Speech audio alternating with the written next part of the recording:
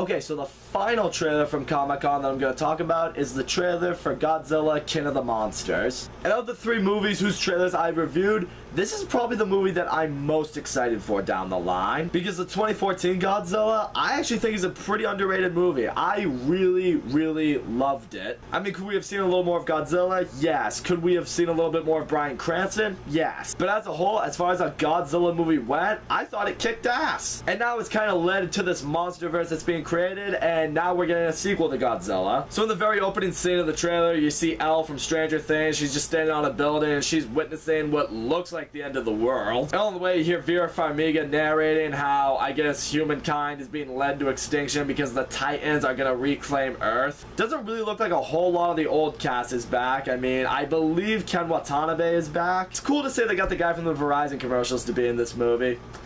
Looks like he's climbing the ladder. But what I do like about this trailer is it does something similar to what the original Godzilla trailers did.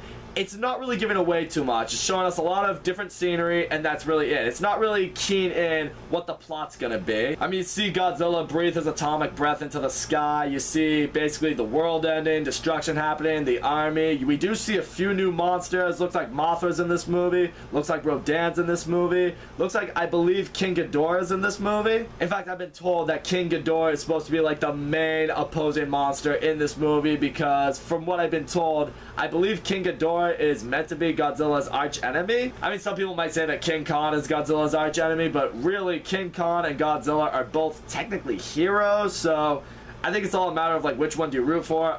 I don't know. I'm kind of spitballing here. And that's all that you really see in this trailer, and what I will say here is it does look good, but I do have some concerns. The first concern I have is, are they maybe using too many monsters? Because it looks like there's gonna be like 4 of them in this movie. Granted, in the first Godzilla, you had Godzilla, and he was taking on those 2 mutant bats. And that was it.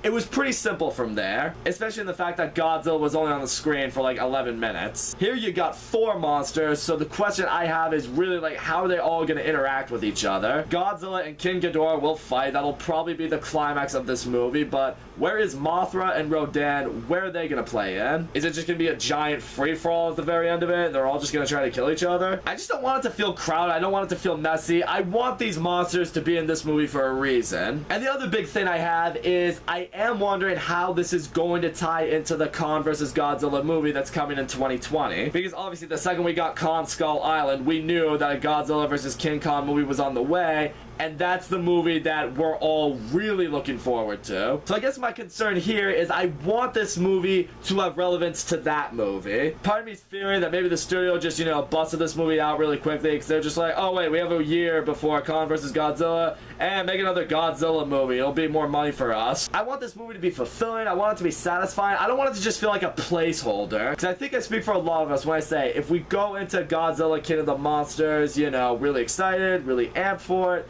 and then we walk out very unsatisfied, then it's gonna leave us wanting Kong vs. Godzilla a lot more, and it's gonna kind of have us sitting there like, what was the point of that movie? And this studio knows these movies are gonna make a shit-tillion dollars.